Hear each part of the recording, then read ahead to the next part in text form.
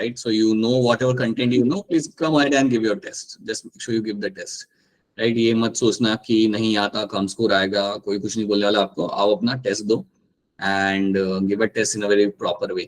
अच्छा, टेस्ट को लेके एक और चीज यहाँ पे याद रखना आप लोग, जब भी आप टेस्ट देने के लिए कल आओगे, कल जब आप टेस्ट दोगे ऑनलाइन, प्लीज मेक श्योर कि आप उतने ही क्वेश्चंस अटेम्प्ट करें जितने आपको आते हैं. ये मैं आपको पहले बता चुका हूँ कि अगर आपको लग रहा है कि 12 में मुझे सिर्फ 60 क्वेश्चन आ रहे हैं, that's okay, right? You just attempt 60 questions. हम चाहते हैं कि आपकी एक्यूरेसी अच्छी हो. And please know that after the test we will be analysing that. हम लोग एक्चुअली देखेंगे कि तमनप्रीत ने कितने क्वेश्चन किए थे, कितने सही निकले. हम एक्चुअली में जाके बैठ के देखेंगे कि आपके महेश ने कितने क्वेश्चन किए थे, उसके कितने सही निकले, उसने कितने गलत किए. तो ऐसा मत करना कि आपने सारे क्वेश्चन कर दिया, उसमें से आपने 90 कर दिए, 30 गलत है, 60 सही है. ये मत करना. That is not a very right tactical move. वो एक अच्छा टैक्टिकल मूव आपके लिए वहां पे नहीं होता. तो ये चीज का आप ध्यान रखना कल के स्पेशली टेस्ट के लिए कि जितने क्वेश्चन आ रहे हैं उतने ही करो. Same thing goes for my physics as well, same thing goes for my chemistry as well. That you just see your 45 questions, देख लो कि यार ये मुझे 20 क्वेश्चन आ रहे हैं, ये मैं करूंगा. जो मेरे से नहीं बन रहे मैं उसे जाने दूंगा, इट्स ओके. तो अगर आप मुझे 50 क्वेश्चन करके दे रहे हो बायो के अंदर, लेकिन 50 सही है, राइट? या लेट्स अज्यूम आप मुझे 60 क्वेश्चंस कर रहे हो, 60 में से 55 सही है, 5 गलत है. I am happy with that. I am more than happy with that, क्योंकि जिसमें दिख रहा है कि नहीं मेरे बच्चों ने लाइक जेन्युइनली मेरे 55 क्वेश्चन सही से किए हुए और उन्हें मालूम है कि उन्हें क्या आ रहा है क्या नहीं आ रहा. तो ये चीज का ध्यान रखना, because as I telling you this again, after the test we will be analysing all those things. ठीक है? तो ये चीज का क्लियर कट ध्यान रखना. प्लीज डोंट डू दैट कि रैंडमली सब कर दिया एंड स्कोर बन गया. वैसा मत करना. Just make sure you keep that thing in account. ठीक है? हाँ जी, good evening Akshay, Karan and Gopal Singh, that is Chandni. Good evening Kajal, good evening Bhavna, good evening. बारे में करण, लास्ट क्लास में थे क्या आप? क्या हो गया था? No sir. कहाँ थे? सर थोड़ी लाइट प्रॉब्लम अच्छा, मौसम की वजह से ठीक चल है. रहा एक बार लेक्चर देख लेना लास्ट वाला, बेटर रहेगा. ठीक है? जब भी टाइम मिले जैसे आप. है.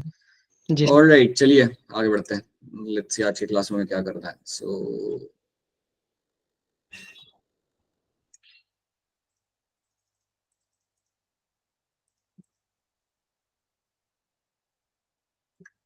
So these are the things we have done in the last class. We have talked about the implantation. Implantation के बारे में हमने यहाँ पे बात किया था. We have understood कि implantation आपके यहाँ पे क्या होता है, कैसे होता है, ये सब हमने यहाँ पे देख लिया था. हमने देखा था क्या होता है मेरे ब्लास्टोमेर, क्या होते हैं, व्हाट इज माय ब्लास्टोसिस्ट. ये सारी चीजें हमने पिछले क्लास में हमने रिवाइज कर ली थी. That is something we have done in the last class. ठीक है? सो आज की क्लास में हम समझेंगे कि आपका एक तो गैस्ट्रुलेशन क्या होता है. हमने लास्ट क्लास में वैसे देखा था, उसको हम थोड़ा सा रिवाइज करते हैं, what is my gastrulation, and then आगे बढ़ते हैं. And then let's try to see कि एम्ब्रियो डेवलपमेंट आपको वहां पे कैसे होता है, राइट? उसके साथ साथ हमने प्लेसेंटा की कहानी सुनी थी. So placenta was actually a connection between the maternal body and the foetus, right?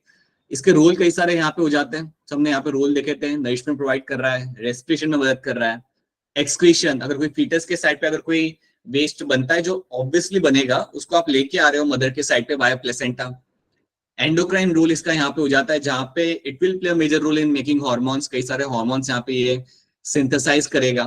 So that is something we have seen. Hormones और उसके नाम याद रखना बड़ा ही इंपॉर्टेंट है.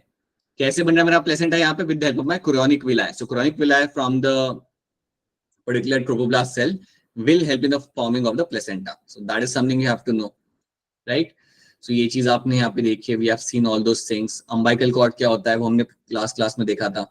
Connection between the placenta and the embryo is an umbilical cord, right? And then we have seen this is one of the very important slide जहाँ पे हमने देखे थे roles of the hormones. तो कई सारे हार्मोन आपके यहाँ पे आ रहे हैं. HCG जो बेसिकली आपका मेंटेन करेगा कॉर्पस ल्यूटियम को. अगर आप कॉर्पस ल्यूटियम को मेंटेन कर रहे हो देन आपका प्रोजेस्टेरॉन आपका मेंटेन रहेगा ब्लड के अंदर, and small amount of oestrogen जो बेसिकली हेल्प करता है आपके एंडोमेट्रियम लाइनिंग को मेंटेन रखने के लिए और नरिश करने के लिए. HPL हमने देखा था, development of the memory gland will happen with help of the HPL, जो बहुत नेसेसरी है post birth of the child, right? That is very necessary for the post birth of the child. That is why you will get to see over here. And then you have estrogen, progesterone and then relaxin. Relaxin भी आपका देखो याद रखना, relaxin आपका आ रहा है placenta से भी, या आपको इवन आते हुए मिलेगा ओवरी से भी. और इसका काम बेसिकली ये होता है कि आपके सर्वाइकल कैनाल को it is going to make it flexible and dilated so that the baby can push out of the body very easily. So these are the few things you have to be clear with, जो हमने यहाँ पे कर ली थी. So now let's have a look at this gastrulation वाली story जो हमने थोड़ी सी कल देखी थी यहाँ पे. दैट जब आपके inner cell mass start forming those 3 layers, जब inner cell mass starts forming those 3 layers, ectoderm, mesoderm and endoderm, इसको हम यहाँ पे बोलते हैं एज अ गैस्ट्रुलेशन। याद रखना गैस्ट्रुलेशन इज समथिंग जो हमेशा आपका होगा, and as we are triploblastic हमारी 3 लेयर्स आपके यहाँ पे बनती है। अब आप एक चीज याद रखना कि जब आपकी ये 3 लेयर बन रही है, इन 3 लेयर में से पूरी बॉडी फिर बनाई जाती है, एक्टोडर्म, मेसोडर्म और एंडोडर्म में से ही आपकी पूरी की पूरी आपके यहाँ पे बॉडी आपकी बनाई जाएगी। Okay, so let's try to see that कि आपका एक्टोडर्म, मेसोडर्म और एंडोडर्म यहाँ पे आपका क्या करता है। सो यहाँ पे पहले हमने स्लाइड में देखा कि how this implantation will lead to a formation of inner cell mass will differentiate into your ectoderm and endoderm, right. बाद में आपका यहाँ पे मेसोडर्म भी आपके यहाँ पे बन जाएगा, later on you will find mesoderm भी आपका बीच में आ जाता है। तो ये जो इवेंट आपका यहाँ पे हो रहा है, प्लीज याद रखना, this is going to be calling, this is something you call it as a gastrulation. अब एक बार आपका गैस्ट्रुलेशन हो गया, अब यहाँ पे एक चीज याद रखना, ये आपके एक्टोडर्म, मेसोडर्म और एंडोडर्म बेसिकली बनाते क्या है। Let's try to see that कि जब हम बात करते हैं एक्टोडर्म के बारे में, when we discuss about the ectoderm, तो ये आपको क्या बना के देगा। अब एक्टोडर्म आपके लिए बहुत ज्यादा चीजें आपको बना के दे सकता है बॉडी के अंदर, बट हमें कुछ ही चीजें यहाँ पे याद रखनी है। जैसे ectoderm is known to make the skin, तो स्किन फॉर्मेशन जो आपका हो रहा होता है वो आपका बेसिकली आपका हो रहा होता है आपका with the help of the ectoderm. Ectoderm एक स्किन बनाने में, लाइक बॉडी की जो स्किन होती है, the epithelium, right, the skin of the body is something form by the ectoderm. एक ये चीज आप यहाँ पे याद रख सकते हो। Ectoderm is also known for a formation of a complete nervous system. So पूरा जो नर्वस सिस्टम होता है वो आपका एक्टोडर्म बना के देगा। So ectoderm is known to form a nervous system, जहां पे आपके सारे न्यूरॉन्स आएंगे, इवन आपका जो स्पाइनल कॉर्ड आएगा, वो सारी चीजें आपका एक्टोडर्म बना के देगा। So complete nervous system of the body is been form by the ectoderm. And then उसके साथ साथ एक और चीज आप यहाँ पे याद रख सकते हो, it is also known to form the lens of the eye. Lens of the eye, ये चीज एक्टोडर्म बना के देता है। उसके साथ साथ आई के अंदर आपको एक मसल मिलती है जिसे हम कहते हैं आइरिस। आई के अंदर आपको एक मसल मिलती है जिसे हम कहते हैं आइरिस। वो आइरिस जो होता है वो भी आपका एक्टोडर्म बना के देता है। पता है हर किसी का आई का कलर अलग अलग होता है, लाइक जनरली ब्लैक ही होता है, बट कुछ लोग का ब्राउन होता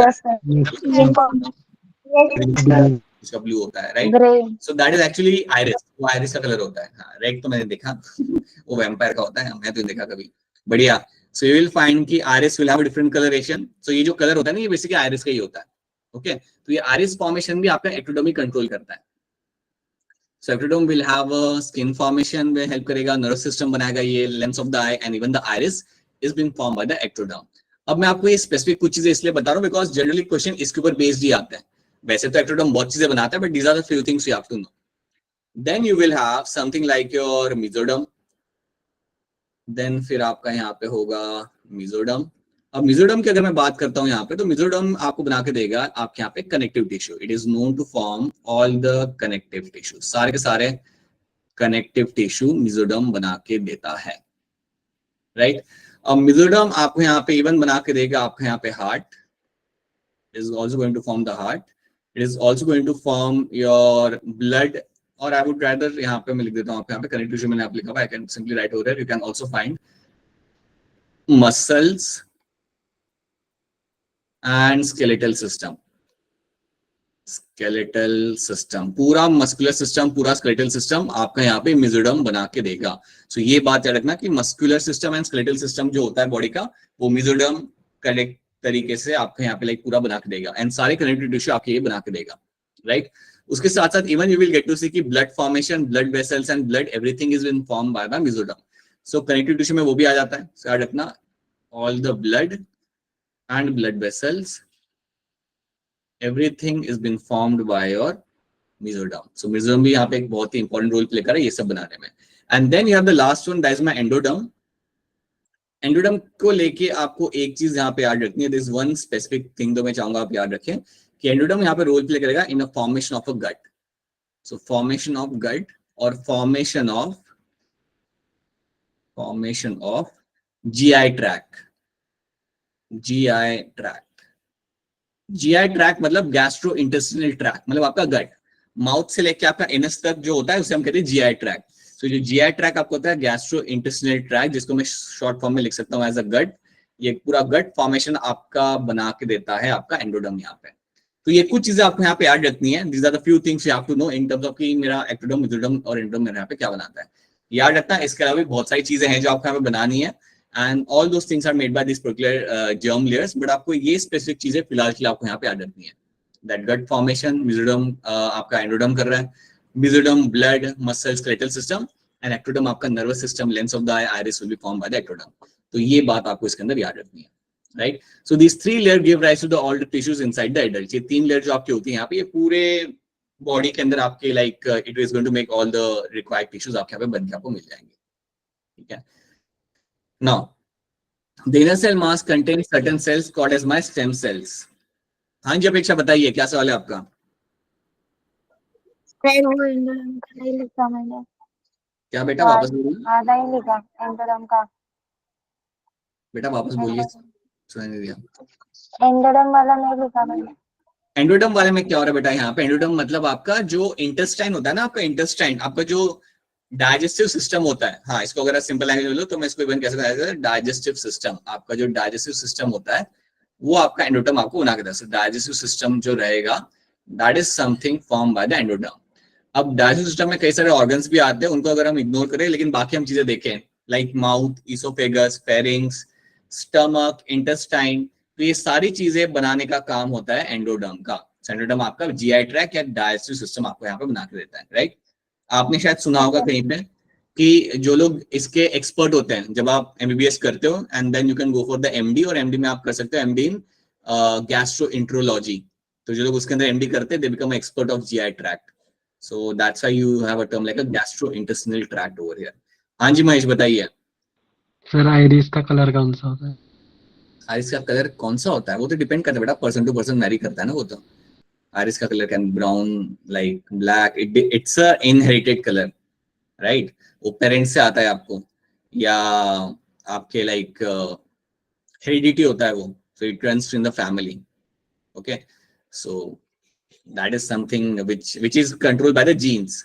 महेश, आइरिस का कलर आपके जीन्स का कंट्रोल करते हैं, okay?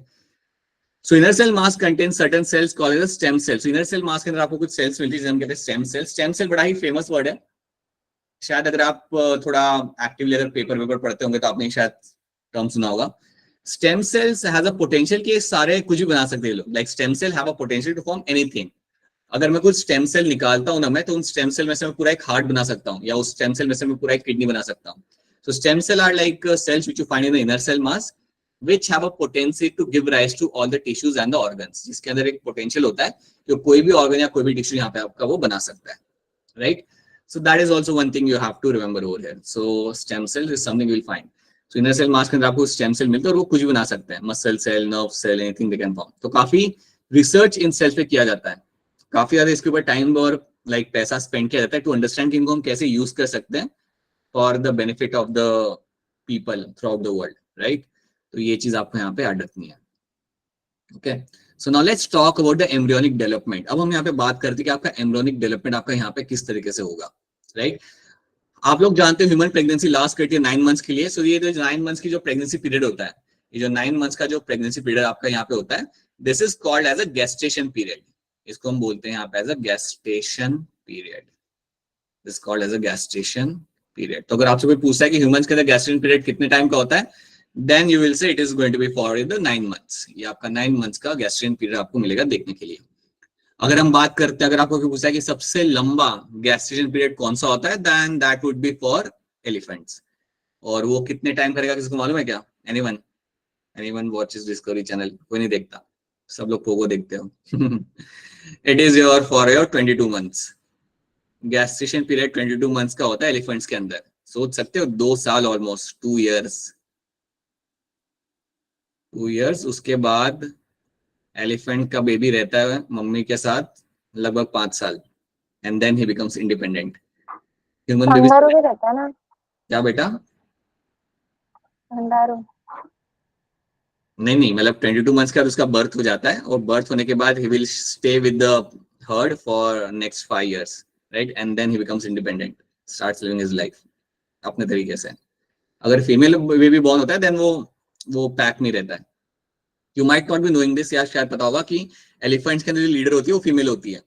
सो इट्स अ मेट्रियार्की, जैसे हम नहीं बोलते पेट्रियार्की, वैसे उसमें मेट्रियार्की चलती है।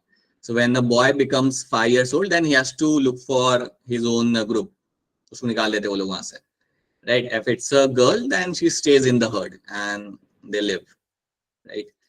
So ये भी मालूम होना चाहिए.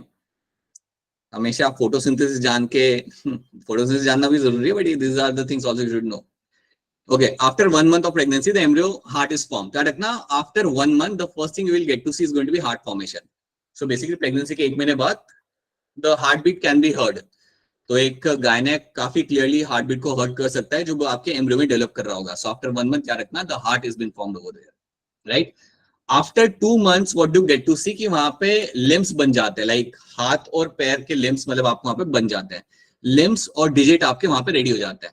सो जो बेबी होता है उसके लिम्स और डिजिट आपके by the end of 2 months you can get to see them, right. तो यही चीज आपको याद रखनी है कि अगर आप पूछे कि हार्ट फॉर्मेशन कौन से टाइम के बाद आपको मिलेगा, so that's going to be after 1 month, right.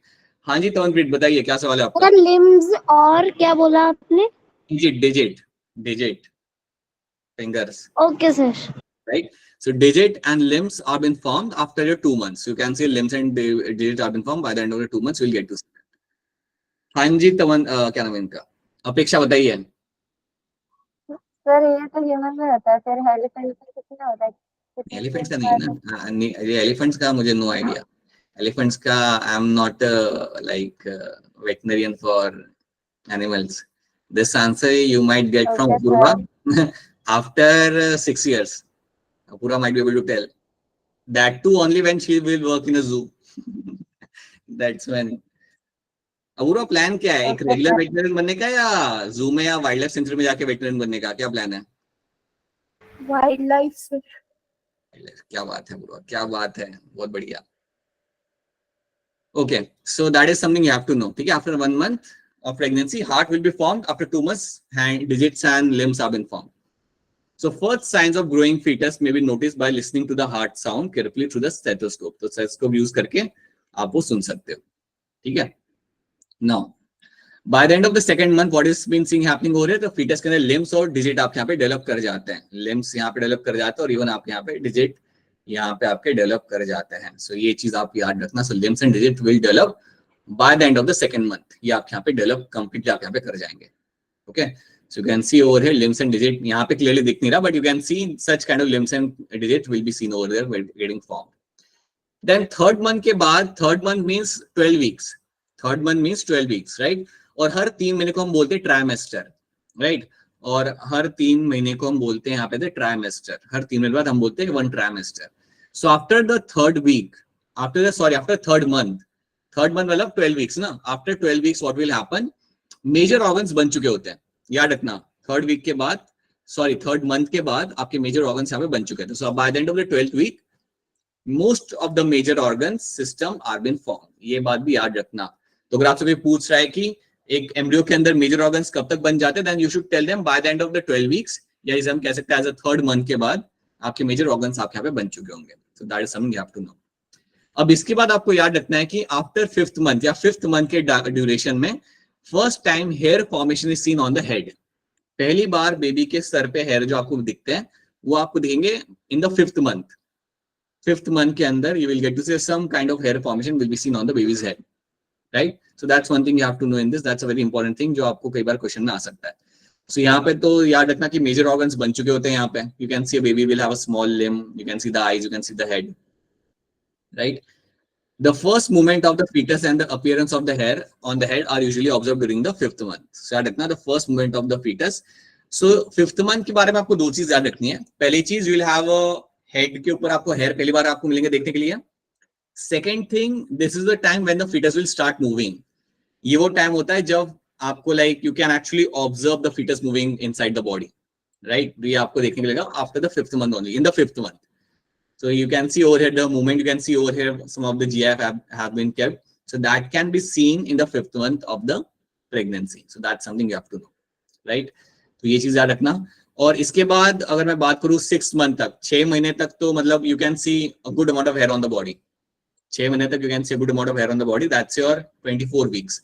ये weeks भी याद रखना. कई बार वो लोग महीने नहीं देंगे, ये weeks देंगे. तो याद रखना 12 weeks मतलब 3 months, right? It's going to be 3 months, and if they talk about 24 weeks, तो please याद रखना that's going to be your 6 months.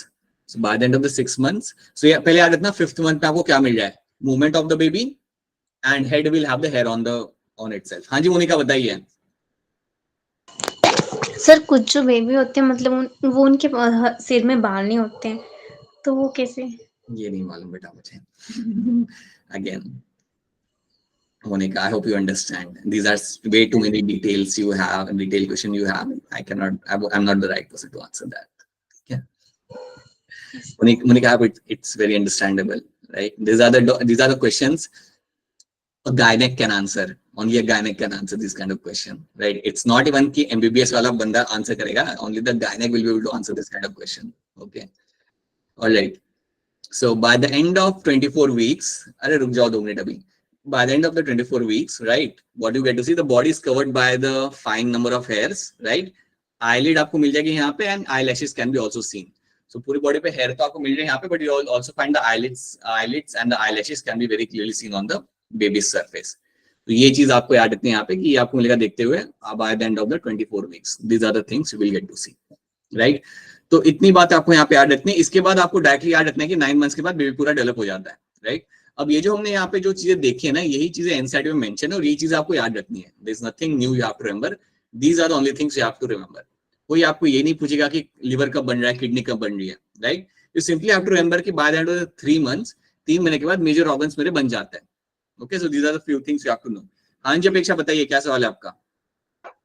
Sir वो सिस्टम में घूमता है ना, फिर वो अम्बिलिकल कॉर्ड में अटक नहीं जाता? अम्बिकल कॉर्ड मुझे बस सुनाई दे बेटा, वापस बोलना पूरा क्वेश्चन. वो जब घूमता है ना सिस्टम में, तो फिर वो अम्बिलिकल कॉर्ड में अटक नहीं जाता? नहीं, इतना भी जोर से नहीं घूम रहा वो. लाइक कार्टविल नहीं लगा रहा वहां पे बच्चा. somersault नहीं. It's like some kind of movement will be seen happening over there, but that no, not wrapping around umbilical cord. नहीं वैसा नहीं होता, ठीक है? Okay, so by the end of 9 months of pregnancy, fetus is fully developed and is ready for the delivery. 9 month के बाद like वो पूरा वहाँ पे डेवलप हो जाता है and ready for the delivery के लिए. So these are the things you have. So ये embryonic development आपको यहाँ पे याद रखना है. तो अगर मैं आपसे पूछूं डायरेक्टली कि by the end of the 2nd month क्या क्या मुझे देखने के लिए वहाँ पे मिलेगा, बोलो. limbs and get to see, right? बिल्कुल सही. अगर मैं आपसे पूछूं by the end of the 5th month में मुझे क्या क्या वहाँ पे ऑब्जर्व करने के लिए मुझे मिल सकता है? Movement of the fetus can be seen. Okay. 1st month के बाद मुझे क्या मिल सकता है? Heart. After the 1st month, right? And I can actually like hear that heart sound with the help of the stethoscope. जी बिल्कुल सही. So now this is something we have done, right? So यहाँ पे फटाफट इसका answer कर दे दो और आगे बढ़ते हैं. क्वेश्चन नंबर 3 का यहाँ पे क्या आंसर होगा वैसे अनम्यूट करके बोल दो. all of the above अरे नंबर 3 बताना है बाबा. 3 बताना है.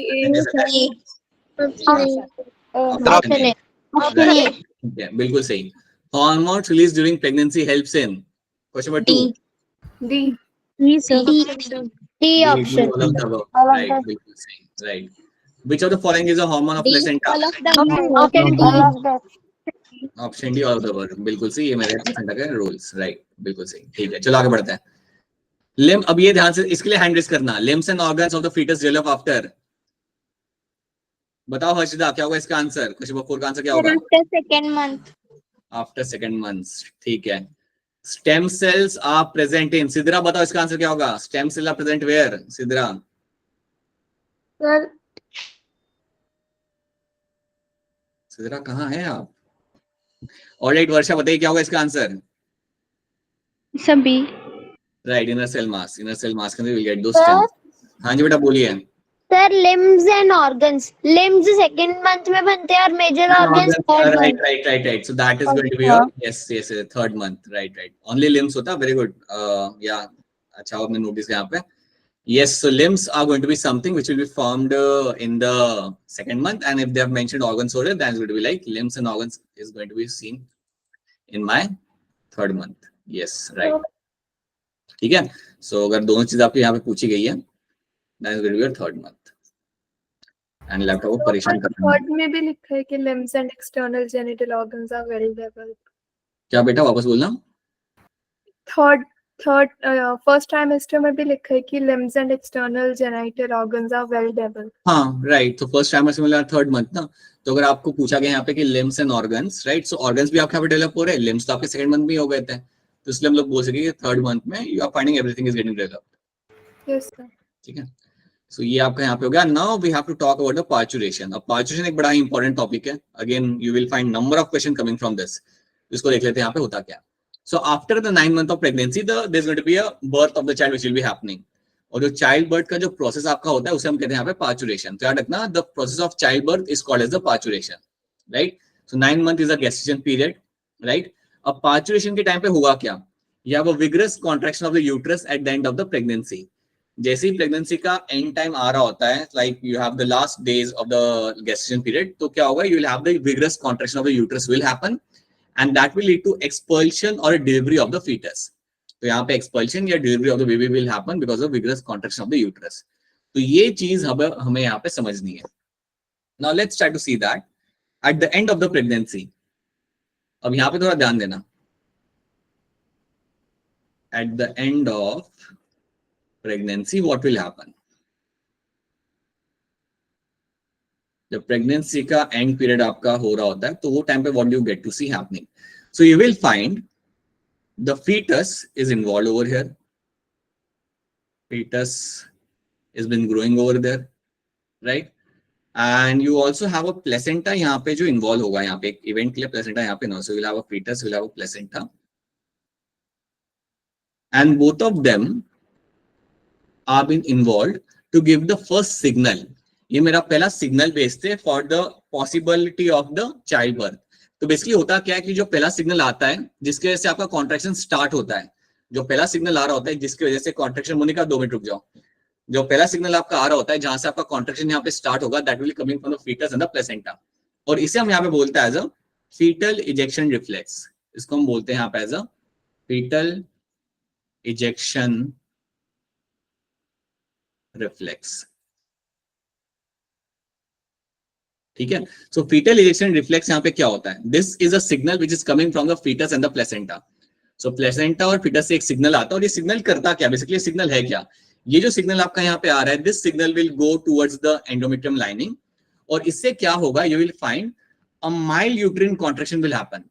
Because of this what will happen, this going to be, you will have a mild uterine contraction, you will have the mild uterine contraction, you will have the mild uterine contraction। जहां पे आपका छोटा सा contraction या mild uterine contraction आपको यहाँ पे देखने के लिए मिलेगा। सो माइल्ड यूट्रिन कॉन्ट्रैक्शन का मतलब ये होता है कि यू विल गेट, इसका मतलब यहाँ पे आपका ये होता है कि जब फीटल इजेक्शन रिफ्लेक्स यहाँ पे हुआ, जो आपका पहला सिग्नल आया, राइट, तो इस सिग्नल से आपका क्या होगा, there is going to be a mild uterine contraction, आपकी यूट्रिन वॉल का माइल्ड कॉन्ट्रैक्शन यहाँ पे स्टार्ट होगा। अब देखो यहाँ से होता क्या है, जैसे ही आपका यूट्रिन यहाँ पे कॉन्ट्रैक्ट करेगा, थोड़ा सा यहाँ पे यूट्रिन कॉन्ट्रैक्ट करेगा, तो उससे क्या होगा, this will relay the signal, यहाँ से आपका एक सिग्नल भेजा जाएगा, this will relay the signal towards the pituitary gland, यहाँ से अपना सिग्नल भेजा जाएगा टुवर्ड्स द पिट्यूटरी ग्लैंड, और फिर वहां से क्या होगा, पिट्यूटरी ग्लैंड से आपका एक हार्मोन रिलीज किया जाएगा, and that hormone is called as my oxytocin. तो ये सिग्नल आपका भेजा जाएगा पिट्यूटरी ग्लैंड की तरफ, और वहां से फिर आपका एक हार्मोन यहाँ पे रिलीज किया जाएगा, and that hormone over there is called as your oxytocin. Oxytocin नाम का हार्मोन आपका वहां से रिलीज किया जाएगा। अब यहाँ पे हमें समझना है कि ऑक्सीटोसिन कर क्या रहा है। Now let's try to see that कि ऑक्सीटोसिन मेरे यहाँ पे करेगा क्या। तो पहले बात एक बार फिर सुन लो, जैसे ही टाइम पीरियड आ चुका है, once the time comes that delivery will now happen, तो वो टाइम पे सबसे पहले क्या होगा, फीटस और प्लेसेंटा से एक सिग्नल रिलीज किया जाएगा जिसे हम कहते हैं as a fetal ejection reflex, right. और ये जो आपका सिग्नल होगा, इसके वजह से, this because of the fetal ejection reflex, इसकी वजह से क्या होता है, mild uterine contraction will start, this going to be a small uterine contraction which will happen. अब जैसे ही माइल्ड यूट्रिन कॉन्ट्रैक्शन आपका यहाँ पे हुआ, ये क्या करेगा, इसका सिग्नल भेजा जाएगा आपके पिट्यूटरी ग्लैंड की तरफ, so this will convey the signal to the pituitary gland. या आप ऐसा सुन लो, समझ लो कि जैसे ही फीमेल बॉडी के अंदर ये यूट्रिन वॉल का कॉन्ट्रैक्शन होगा ना, तो सडनली ये सिग्नल भेजा जाएगा आपके ब्रेन तक, और ब्रेन में आपका बैठा हुआ है आपका पिट्यूटरी ग्लैंड, और ये ग्लैंड अब आपका यहाँ पे क्या करेगा, it will start releasing the hormone called as my oxytocin. ये यहाँ पे हार्मोन रिलीज करेगा, and that hormone over here is called as your oxytocin. अब ऑक्सीटोसिन आपका यहाँ पे क्या करता है, now we have to understand, so let's come back on this slide and let's try to see few things. अब ये बात ध्यान से सुनना, you have a pituitary gland in your head. अब ये ग्लैंड को लेके आपको एक चीज आपको यहाँ पे क्लियर कट याद रखनी है, that this gland will have two parts. We have already discussed it that this gland will have the two parts over here. ये ग्लैंड के दो पार्ट आपके होते हैं यहाँ पे, एक होता है interior part, one is going to be the anterior pituitary, और दूसरा आपके यहाँ पे रहेगा आपके यहाँ पे एज अ पोस्टीरियर। ठीक है, अब आपको याद रखना है कि आपका जो ऑक्सीटोसिन आपका आएगा that will come from the posterior part of pituitary gland. जो ऑक्सीटोसिन आपका यहाँ पे आता है that will come from the posterior part of the pituitary gland. अब आपको याद ही रखना है कि ऑक्सीटोसिन जो आपका यहाँ पे आया था, ये आपका आया था under the signal of the mild uterine contraction, right. So assume that ये ऑक्सीटोसिन आया था आपका with the signal taken from the mild uterine contraction के वजह से आपका ऑक्सीटोसिन आया आपके ब्लड के अंदर। So now what will happen, you have the uterus over here, let's say हम यहाँ पे यूट्रस लिख देते हैं। अब यहाँ पे होगा क्या, ये जो ऑक्सीटोसिन आपका यहाँ पे निकल के आया है, it will go and tell the uterus for more contraction. So ये ऑक्सीटोसिन आप यहाँ से निकलेगा, ये जाएगा यूट्रस तक, और ये यूट्रस को जाके बोलेगा for more uterine contraction. So इससे क्या होगा, you will have more contraction. So जब ये आपका सिग्नल यहाँ पे पहुंचेगा, so will have slightly more contraction will be seen. So uterus आपका और यहाँ पे कॉन्ट्रैक्ट करेगा। याद रखना यूट्रस का कॉन्ट्रैक्शन यहाँ पे हो रहा है under the influence of the hormone oxytocin. ये बात याद रखनी है आपको यहाँ पे कि ऑक्सीटोसिन के इन्फ्लुएंस के अंदर आपका यूट्रस का कॉन्ट्रैक्शन आपको होते हुए मिलेगा, राइट। ये बात क्लियरली याद रखना, ये बहुत इंपॉर्टेंट पॉइंट है। अब जैसे मेरा यूट्रन का कॉन्ट्रैक्शन यहाँ पे होगा, ज्यादा होगा, तो ये और सिग्नल भेजेगा, it will give more signal towards the pituitary gland. तो यहाँ से आपका और सिग्नल आपका यहाँ पे जाएगा, right, and this signal will go and again tell the posterior pituitary to release more amount of oxytocin. तो अब यहाँ से आपका और ज्यादा आएगा oxytocin, so more amount of oxytocin will come. अब ये यहाँ पे एक साइकिल बन जाएगा, जितना ज्यादा यहाँ पे ऑक्सीटोसिन आएगा उतना ही जाके ये यूट्रस को बोलेगा टू अंडरगो द कॉन्ट्रैक्शन। तो यहाँ पे आपका वो साइकिल वापस चालू हो गया, that you will have more contraction, more release of the oxytocin. तो ये जो साइकिल आपका यहाँ पे क्रिएट होता है, इसकी वजह से अल्टीमेटली क्या होगा, the uterus will undergo vigorous contraction. ये जो हमारे यहाँ पे साइकिल चालू हो गया है, इसकी वजह से क्या होगा, that my uterus will undergo vigorous contraction. जो यूट्रस यहाँ पे होगा, ये करेगा आपका यहाँ पे vigorous, it will undertake vigorous contraction. और ये जो विगरस कॉन्ट्रैक्शन यहाँ पे हो रहा है, इसके वजह से ही अल्टीमेटली बेबी का बर्थ होता है। Because of this vigorous contraction which will be happening at a very peak, इसके वजह से what will get to see that the baby will start, like you will find the baby will be pushed outside the body and will come out from the mother's body. So that is what you will be finding happening over here. तो पहले आपको यहाँ पे step by step समझना है। पहले याद रखना कि दिस ऑल स्टार्ट, ये जो पहला सिग्नल आता है जहां से आपका पार्चुरेशन का प्रोसेस चालू होगा। पार्चुरेशन का मतलब पहले आप यहाँ पे आते हैं, that simply means the process of child birth. The process of child birth is called as parturition. तो ये स्टार्ट कहां से होता है, the signal will come from the fetus and the placenta, जिसे हम कहते हैं as a fetal ejection reflex. अब जैसे ये रिफ्लेक्स आया तो इसके वजह से क्या होगा, you will find the uterine wall will undergo contraction. Uterine wall यहाँ पे कॉन्ट्रैक्ट करेगी। जैसे ही यूट्रिन वॉल यहाँ पे माइल्ड कॉन्ट्रैक्ट करती है, थोड़ा सा कॉन्ट्रैक्ट करती है, ये सिग्नल आप भेजोगे पिट्यूटरी ग्लैंड की तरफ। और फिर वहां पे क्या होगा, the pituitary gland will have the two parts, anterior part and the posterior part. Posterior part से आपका आएगा यहाँ पे ऑक्सीटोसिन रिलीज किया जाएगा ब्लड के अंदर। अब ये ऑक्सीटोसिन आपका क्या करेगा, ये जाके यूट्रस को बोलेगा कि आप कॉन्ट्रैक्ट करिए। अब यूट्रस जैसे ही कॉन्ट्रैक्ट करता है थोड़ा ज्यादा, वापस सिग्नल भेजते हो आप पोस्टीरियर पार्ट को। अब यहाँ पे आपका ये साइकिल बन जाएगा, and because of this cycle what will happen कि आपके यूट्रस का कॉन्ट्रैक्शन यहाँ पे ज्यादा बढ़ने लगता है। With the course of time uterus will start contracting more vigorously. पहले थोड़ा सा माइल्डली कर रहा था, but slowly and steadily what will happen, it will start contracting vigorously. और ये होना जरूरी है। जैसे ही विगरस कॉन्ट्रैक्शन यहाँ पे होता है यूट्रस का, that will eventually help in the child birth, और इसकी वजह से बेबी का यहाँ पे आपका बर्थ हो जाता है सक्सेसफुली। एक और चीज याद रखना कि अगर किसी रीजन से फीमेल बॉडी के अंदर ऑक्सीटोसिन बन नहीं रहा, सो गायनेक अपने एंड पे ऑक्सीटोसिन रिलीज करेगा। गायनेक अपने एंड से like via syringe oxytocin body के अंदर रिलीज करता है, सो that the uterus can undergo rapid contraction, ताकि यूट्रस रैपिडली वहां पे अपना कॉन्ट्रैक्शन करे and the baby can be pushed out of the body, right.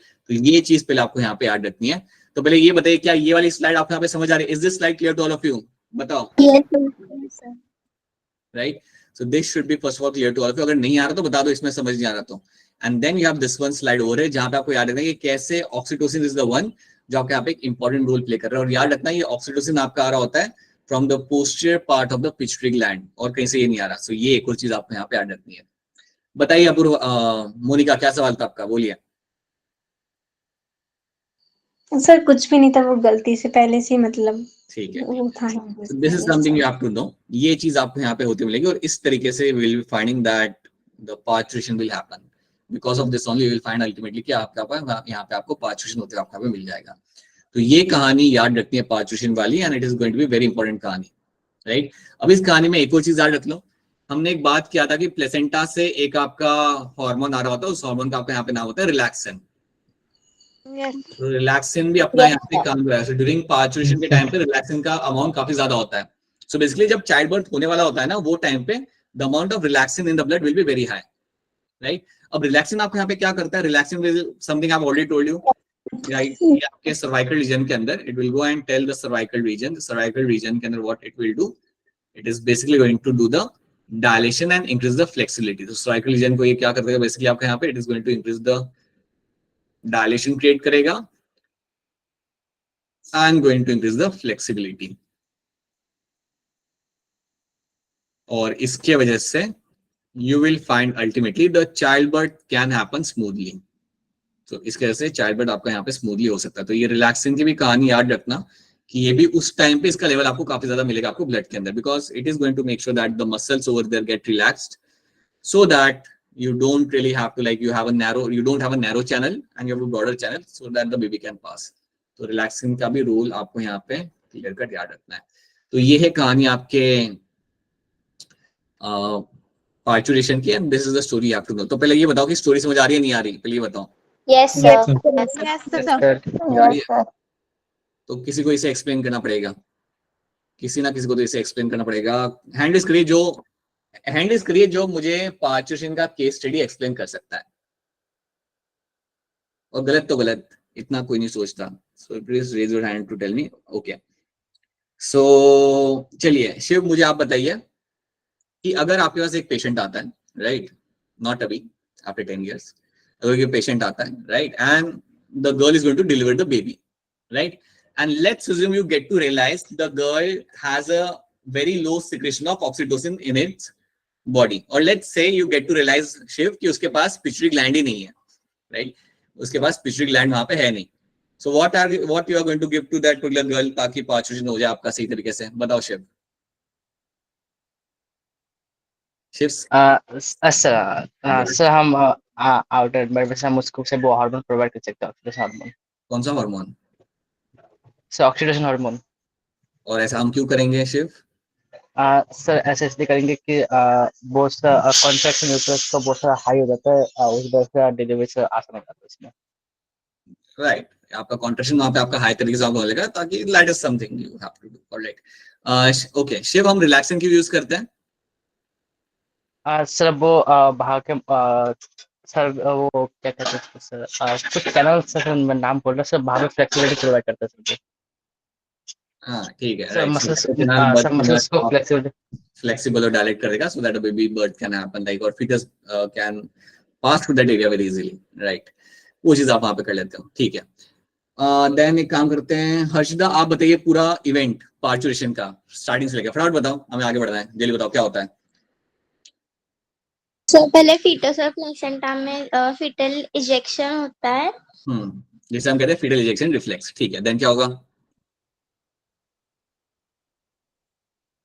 Harshita, फिर क्या होता है? हर्षिता से कनेक्शन गया हमारा suddenly, alright, Harshita is not there. Mahesh आप बताइए, चलिए, फीटल इजेक्शन रिफ्लेक्स, फिर क्या होता है? सर इसके बाद मिलने यूट्राइन कॉन्ट्रैक्ट। वो यूट्राइन कॉन्ट्रैक्शन ज्यादा होगा या थोड़ा सा होगा?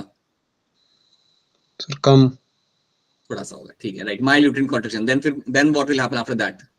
सर उसके बाद पिट्यूटरी ग्लैंड में मैसेज आएगा, उससे ऑक्सीटोसिन रिलीज होगा। पिट्यूटरी ग्लैंड के कौन से पार्ट से आएगा? पिट्यूटरी ग्लैंड के कौन से पार्ट से आएगा ऑक्सीटोसिन? सर पोस्टर पार्ट से, पोस्टीरियर पार्ट से, ठीक है। हाँ, फिर क्या होगा महेश? सर उसके बाद ऑक्सीटोसिन उससे रिलीज होगा, तो उसके बाद यूट्रस में मोर कॉन्ट्रैक्शन होगा, right, it will go and tell the uterus to undertake more amount of contraction, and that more contraction will again go and tell the pituitary gland to release more amount of oxytocin. ये cycle आपका यहाँ पे चालू हो जाता है, और एक बार ये आपका साइकिल यहाँ पे चालू हो गया, then you will get to see that ultimately the child birth will happen, right. तो ये कहानी आपको क्लियर कट यहाँ पे आ रखती है, and that is how you will find the baby is going to pass through the birth canal and will come out. So that is the process of childbirth is called as a parturition. तो ये जो hormone है, please ये सारे hormone याद रखना, what they are actually doing over here, and इनका यहाँ पे क्या पर्पस आपके यहाँ पे सर्व होता है, ठीक है। Parturition is induced by a complex neuroendocrine mechanism, यहाँ पे आपका इन्वॉल्व होगा for the parturition, right? Then you will have the signal for the parturition originates from the fully developed fetus. याद रखना, it comes from the fully developed fetus and placenta. हाँ जी बेटा बताइए, तवनप्रीत बोलिए। सर वो पहले के लिए किया, क्या बेटा? सर वो हैंड रेस पहले वाले के लिए किया था जब आपने बोला ना एक्सप्लेन करना। अच्छा, मुझे लगा कोई सवाल पूछ रहा है, मुझे ऐसा लगा। हाँ बेटा कोई तो पूछ रहा है सवाल, बोलो। नेटवर्क इशू हो गया था इसलिए लीव हो गया मीटिंग बीच में। अच्छा अब वापस आ गए ना, अब चलो। Yes sir. कोई बात नहीं, ऑलराइट ठीक है। So signal come from the fetal पोलिडर फीटस एंड द प्लेसेंटा, और उसको हम कहते हैं हमारा like which will induce the uterine contraction called as a fetal ejection reflex, ठीक है। अब जैसे आपके यहाँ फीटल इजेक्शन रिफ्लेक्स आपका यहाँ पे होगा, जिससे आपका यूट्रिन कॉन्ट्रैक्शन आपका यहाँ पे होगा, then the signal will send towards the pituitary gland, और फिर वहां से आपका ऑक्सीटोसिन आपका पे रिलीज किया जाता है, right. Now this oxytocin is going to come and going to tell the uterine wall to undergo rapid contraction. Oxytocin आपके यहाँ पे आया, will act on the uterine muscle and causes stronger uterine contraction, which in turn stimulate the further secretion of oxytocin, which in turn stimulate further secretion of the oxytocin. और उसके से आपके यहाँ पे क्या होगा, you will get to see that more amount of oxytocin is going to come. So stimulatory reflex between the uterine contraction and oxytocin secretion continues, resulting in the stronger and stronger contraction. और जितना strong आपके यहाँ पे contraction होगा, उतने ही ultimately will find the process of childbirth will happen. The expulsion of baby will happen. This will lead to a expulsion of a baby out of the uterus through the birth canal. ठीक है, तो ये चीज आपको यहाँ पे याद रखनी है. This is something you have to know. This will lead to expulsion of the baby out of the uterus through birth canal. Right? Okay, so that is something you have done. Now let's start with the lactation. हमने यहाँ पे देख लिया. Now let's start with the. So this is how what will happen in the part. हाँ महेश बोलना. Sir इसको एक बार और समझा दो, इस स्लाइड को. इस स्लाइड में ये लिखा हुआ है कि आपका ऑक्सीटोसिन जब आपका यहाँ पे आता है ना, from the maternal pituitary, matter मतलब मदर के साइड से, मदर का जो पिट्यूटरी ग्लैंड है वहां से आपका oxytocin, right.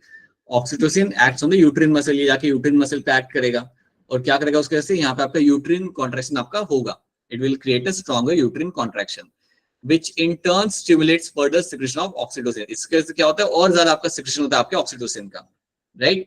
This stimulatory reflex between uterine contraction and oxytocin, ये जो आपका जो क्रॉस टॉक हो रहा है between the uterine contraction and oxytocin secretion continues resulting in a stronger and stronger contraction. तो यहाँ पे आपका ये जो क्रॉस टॉक होता है उसके वजह से आपका कॉन्ट्रैक्शन आपका ज्यादा स्ट्रॉन्ग आपका होने लगता है, और उसके वजह से क्या होगा, ultimately expulsion of baby will happen from the uterus through the birth canal, जिसको हम बोलेंगे यहाँ पे parturition. So तुमने लिखा था वहां पे, वही चीज आपके यहाँ पे हो रही है.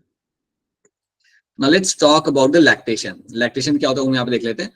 So lactation basically is nothing but a formation of milk inside the mammary gland, and that is something which will be happening post birth of the child. So mammary glands undergo differentiation during pregnancy, और ये हो रहा होता है under the influence of HPL. याद करिए HPL हमने देखा था.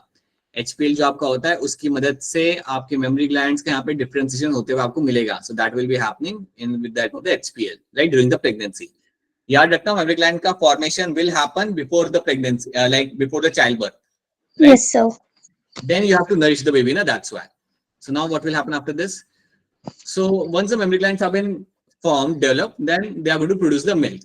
The milk formation will happen. अब एक चीज यहाँ पे याद रखना, मिल्क फॉर्मेशन के लिए एक हार्मोन जो आपके यहाँ पे इन्वॉल्व होगा, that hormone is called as prolactin. Prolactin, हाँ जी, बहुत बढ़िया. So prolactin is a hormone which is involve for the milk formation. So milk formation के लिए prolactin is very very very actively involve. ये चीज आपको यहाँ पे याद रखनी है, that prolactin is hormone is involve for the milk formation, right. Now so what is something you have to know here is during the lactation period. अब एक चीज आप यहाँ पे याद रखना कि अगर आपसे कोई पूछे कि प्रोलैक्टिन कहाँ से आ रहा है, जस्ट वेट अ मिनट. हाँ जी अपेक्षा बताइए. हाँ जी. अपेक्षा आपका सवाल है कुछ? नहीं है, ठीक है। सो एंटर पिट्यूटरी जो आपका यहाँ पे ग्लैंड होता है, जो आपका पिट्यूटरी ग्लैंड, उसका एंटर पार्ट जो आपका यहाँ पे, वहां से आपका आएगा प्रोलैक्टिन, वहां से आएगा prolactin. And this prolactin is known for the is going to promote the formation of milk, is going to promote the formation of milk. ये तो सिंपल बात है कि फॉर्मेशन ऑफ मिल्क आपका यहाँ पे हो रहा है। एक और चीज आपको यहाँ पे याद रखनी है कि there is one more hormone called as oxytocin. अच्छा, ये बताओ ऑक्सीटोसिन कहाँ से आ रहा होता है? Pituitary gland. पोस्टीरियर पार्ट से इधर। पोस्टीरियर पिट्यूटरी ग्लैंड से आ रहा होता है ऑक्सीटोसिन। इसके बारे में भी याद रखना, इसका भी कंट्रीब्यूशन होता है। सो ऑक्सीटोसिन जो यहाँ पे आ रहा होगा, the oxytocin which is coming from the posterior part, ये ट्रिगर करता है सिक्रीशन ऑफ मिल्क। ये ट्रिगर करेगा आपका यहाँ पे secretion of milk, secretion of milk. तो ये बात याद रखना कि फॉर्मेशन ऑफ मिल्क जो होता है आपके यहाँ पे, वो आपका ट्रिगर करता है आपके यहाँ पे prolactin, and the secretion of milk is something triggered by the oxytocin. So from the mammary glands जो मिल्क सिक्रीट किया जाता है on the outside of the body, that is happening with the help of the oxytocin. तो oxytocin के यहाँ पे फिर दो रोल आपको याद करने पड़ेंगे, एक तो यूट्रिन वॉल कॉन्ट्रैक्शन, दूसरा secretion of milk from the mammary glands, secretion of milk from mammary glands. ठीक है, तो ये दो चीजें आपको यहाँ पे याद रखनी है इन terms of your posterior pituitary, right. Anterior part से प्रोलैक्टिन, फॉर्मेशन ऑफ मिल्क। तो ये बात याद रखना, कई बार लोग इसमें मिक्स कर देते हैं। तो milk production is my prolactin, oxytocin का भी काम है, but it's all about my secretion of milk from the mammary glands. तो ये बात आप यहाँ पे याद रखना। हाँ जी हर्षदा, बताइए क्या सवाल है आपका? सर मतलब कुछ फीमेल्स में जैसे सिजेरियन डिलीवरी होती है तो फिर उनमें ऑक्सीटोसिन मतलब रिलीज नहीं होता हार्मोन, क्योंकि उसका कुछ काम नहीं होता है, तो फिर ऑक्सीटोसिन सिक्रेशन ऑफ मिल्क में हेल्प करता है। तो फिर क्या मतलब उन फीमेल्स के अंदर मिल्क प्रोड्यूस मतलब फॉर्म नहीं होता है? नहीं, उनमें मिल्क फॉर्मेशन होगा। तो जैसे कि people who undergo scissoring surgery ना, उनके अंदर जनरली कॉम्प्लिकेशंस हार्मोन्स को लेकर नहीं होते हैं। There are some other complication, because of that they have to go for a caesarean surgery. As if की हो सकता है कि काफी एज्ड हो गई हो individual, like people who are in their mid 30s sometimes have to go undergo a cesarean surgery because they cannot undertake a normal delivery, right? तो उसके रीजंस काफी अलग होते हैं। इसका मतलब ये नहीं कि उनकी बॉडी में ऑक्सीटोसिन और प्रोलैक्टिन बन नहीं रहा, right. So in that case you will find कि आपका प्रोलैक्टिन और ऑक्सीटोसिन का आपका नॉर्मली बन रहा है। सो after the birth, let's say scissoring आपका हुआ in the 8th month or 9th month, you will have a mammary glands which are developed over there, you will have oxytocin which will have a role in the secretion of the milk, ठीक है। तो वो तो आपका वहां पे normal ही रहेगा। आप ये बात याद रखना कि सिजरिंग जनरली होने के रीजंस कई सारे अलग अलग होते हैं। हार्मोनल रीजन आपके यहाँ पे नहीं होता। अगर हार्मोनल रीजन होता है then you might not have a condition जहां पे आपका मिल्क फॉर्मेशन या मिल्क सिक्रेशन आपका ना हो रहा हो, ठीक है। तो ये चीज याद रखना कि सिजरिंग होने के you don't have a hormonal reason mainly, it is the main reason which will be something else. Can be like early delivery आपका हो रहा है यहाँ पे, राइट, और you have as I've told you, the age of the person is in a such age where you cannot have a normal birth, right? So yeah, so you will have a normal oxytocin अगर आपका रहता है वहां पे blood के अंदर, then milk formation भी आपका होगा प्रोलैक्टिन की वजह से, और आपका मिल्क सिक्रेशन भी आपका पे हो जाएगा। हर्षदा, समझ आ रही मेरी बात? Yes sir. ठीक है। So now you have a lactation, milk production आपके यहाँ पे हो जाता है। So milk production will be happening in the mammary glands. Now milk produced during the initial few days is called as a colostrum. जो milk production आपका होता है इनिशियल फ्यू डेज के अंदर, उससे हम कहते हैं colostrum, and colostrum is going to be yellow in colour. So colostrum is going to be yellow in colour, so this colostrum is going to be yellow in colour, right. And इस colostrum के अंदर आपको मिलती है बहुत सारी antibodies. This colostrum will be having a huge amount of antibodies. So इसके अंदर आपको कई ज्यादा एंटीबॉडीज आपको मिलती है। So it's very important to nurse the baby in the initial days by the mother itself, right. So याद रखना colostrum will have a good amount of antibodies will be seen. कोई मुझे बता सकता है ये एंटीबॉडीज कौन सी होती है जो आपको मिलती है मदर्स मिल्क के अंदर? एनीवन? IgA कौन था? ये कौन था? Who was that? बेटा आपका नाम क्या है? नाम नहीं बताते बच्चा, ये देखो, it is your IgA. Very good. So you will have your IgA as an antibody. अपेक्षा थी? अरे बहुत बढ़िया अपेक्षा, बहुत बढ़िया। So Apeksha, that's the correct answer. IgA is the one which is going to like IG is antibody जो आपको मदर्स मिल्क में आपको देखने के लिए आपको मिलेगा, राइट? बाय द वे ये चीज हमने 11th में भी की थी। अपूर्वा, मोनिका, क्या याद है आपको ये? Yes, sir. कुछ याद आ रहा है? अक्षरा, दीक्षा, we have done this? नहीं याद आ रहा क्या? आर्टिफिशियल था ना? हमने ये किया था when we're doing, you all of you must have studied this thing when you do about the blood वाला chapter, तब आप एंटीबॉडीज की बात करते हो। So IgA is the antibody which you get to see in the mother's milk, right? And it is an antibody जो pathogen से बचाने में हेल्प करती है। तो याद रखना, so ये क्लोस्ट्रम होगा, it is going to be yellow in color and will have a huge amount of antibodies. So basically baby को सबसे पहला जो लाइक एंटीबॉडीज मिल रहा होता है वो मदर के एंड से मिल रहा होता है, जो प्रोटेक्ट करने में उसकी मदद करेगा from the pathogen. So initial days में भी now you are in the world, now you have to protect yourself from the pathogens, और initial immune system तो weak ही होता है babies का, so this is something which is going to be very useful। तो ये चीज याद रखना। उसके अलावा milk, the mother's milk will have good amount of vitamins, like vitamin C आपको एक small amount में आपको मिल जाता है, calcium, phosphorus, number of things, mineral ions will be there in the milk, but वो सब आपको इतना याद नहीं रखना, आपको ये याद रखना है that this is something you will find in the mother's milk। तो ये चीज आप यहाँ पे याद रखते हो in terms of the lactation को लेके। So these are the few things you have to know, ठीक है? तो इसमें मेन पॉइंट्स क्या है कि क्लोस्ट्रम क्या होता है, they will have the antibodies, and after that you have to know this thing, ये वाला पार्ट याद रखना कि prolactin will help in the milk formation and oxytocin will help in the secretion of milk from the mammary glands. These are the only things you have to know इस portion में से। इस portion में से इतना ही आपके question बन के आएंगे, ठीक है? तो ये आप यहाँ पे याद रख लो। Now let me jump on to, so these are the things we have done. एक सेकंड रुक जाओ बेटा। हाँ, तो ये हमने यहाँ पे देख लिया। So this is all about the lactation, you have to know, this is the only thing. इतनी ही बात आपको लैक्टेशन के अंदर याद रखनी है। अगर आपको इतनी बात समझ आ रही है देन आपको क्वेश्चन सॉल्व करने में कोई दिक्कत नहीं आएगी।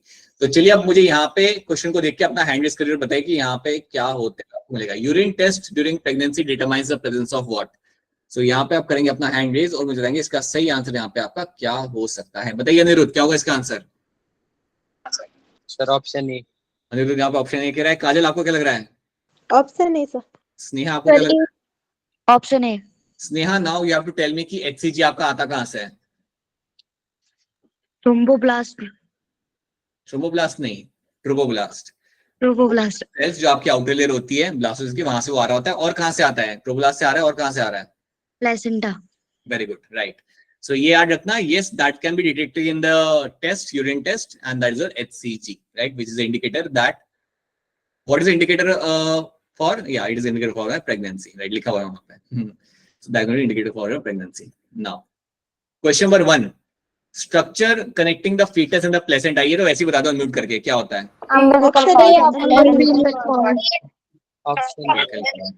बिल्कुल सही, ठीक है। Question number 2, fetus get nourishment and oxygen from, nourishment और ऑक्सीजन आपको fetus कहाँ पे? Right, placenta. अगली बार से हैंडल करना सब लोग, ठीक है? बट या इसका आंसर आपका होगा placenta.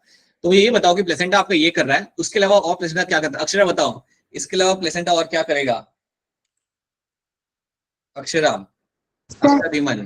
Respiration, excretion, endocrine functioning. Okay, endocrine functioning में क्या हम बात करते हैं? सर हार्मोन का सिक्रीशन। राइट, बहुत बढ़िया। देन हैंड रेज करना। Question number 3, HPL, HCG, relaxin are produced in women. अब बताइए इसमें सही ऑप्शन आपको यहाँ पे क्या लग रहा है? सो इसका आंसर देंगे, कौन देगा? कोई तो नया बच्चा दे यहाँ पे आंसर। बताइए मोनिका, क्या होगा इसका answer? Option B. Option B आप यहाँ पे कह रहे हो, ठीक है। जानवी, आपको क्या लग रहा है? जानवी तक आवाज नहीं। तमनप्रीत, आप बताइए। Sir option B. तमनप्रीत, मुझे बताइए what is the role of HPL?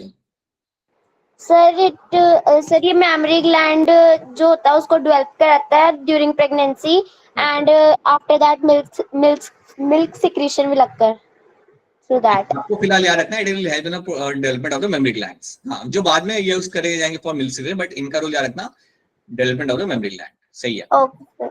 Which of the following hormone is not secretory product of human placenta? Question 4 के लिए हैंड रेज करिए। क्वेश्चन 4 के लिए भी आपको हैंड रेज करना पड़ेगा यहाँ पे। दीक्षा बताइए क्या होगा इसका आंसर?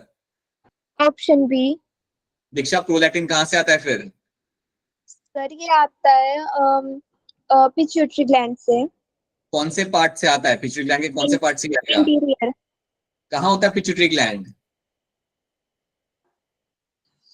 ब्रेन। याद ब्रेन। रखना ब्रेन में, ठीक है, याद रखना सब लोग, ब्रेन में होता है। ऐसे एकदम से किसी ने पूछ लिया ना फिर गड़बड़ हो जाएगी, अरे मालूम नहीं इनको पिट्यूटरी ग्लैंड कहाँ पे होता है, सब समझा रहे हो, ऐसा नहीं होना चाहिए। सब एक्सप्लेन करो डिटेल में and then you don't even know कि वो ग्लैंड है कहाँ पे, right? That is more embarrassing. Okay, अब देखते हैं नीट का क्वेश्चन यहाँ पे। लैपटॉप क्यों परेशान कर रहा है? 85, अरे रुक जाओ, 85, रुक जाओ, again 85, just wait a minute, some issue। ध्यान से देखिए सवाल को और बताइए किसमें अंदर सही आंसर क्या होगा। 2020 का क्वेश्चन है, आपको बताना है कि इसमें सही ऑप्शन आपके यहाँ पे क्या बन जाएगा। सो टेक योर टाइम, लीजिए अपने 30 सेकंड, मैच द फॉलोइंग और रेज योर हैंड। क्या बात है, काफी जल्दी कर लेते हो आप लोग, कुछ लोग।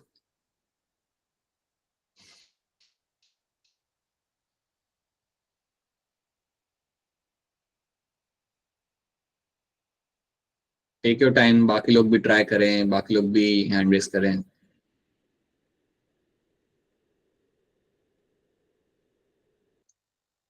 और एक सिद्रा, क्या होगा इसका आंसर? डी। वापस बोलना, सुना नहीं दिया। बैटमैन वाला बी या दिल्ली वाला डी? दिल्ली वाला डी। ऑलराइट, अनिरुद्ध आपको क्या लग रहा है? सर दिल्ली वाला डी। ऑलराइट, ठीक है। अक्षय कुमार? Sir D. अक्षय कुमार, पढ़ाई कैसी चल रही है आपकी? सर बढ़िया। बात नहीं होती ना कई बार बच्चों से, तो हम लोग ऐसी बात कर लेते हैं, ठीक है। सो यस, ऑप्शन डी हम यहाँ पे देख लेते हैं, तो देखते हैं ऑप्शन डी आपके यहाँ पे क्या कह रहा है। सो डी के साथ आपका यहाँ पे आएगा, या फिर रुकिए यहाँ पे आएगा, सॉरी, ए के साथ आपका यहाँ पे आएगा 2, एक के साथ आपका यहाँ पे 2 आएगा, that means placenta will release HCG, that's true, बिल्कुल सही है। बी के साथ आपके यहाँ पे 3 आएगा, zona pellucida, layer of ovum, that is also true. Bulbourethral gland is going to be lubricating the penis, that's true, and Leydig cells androgen, so yes, option D बनेगा यहाँ पे as a correct answer, बिल्कुल सही।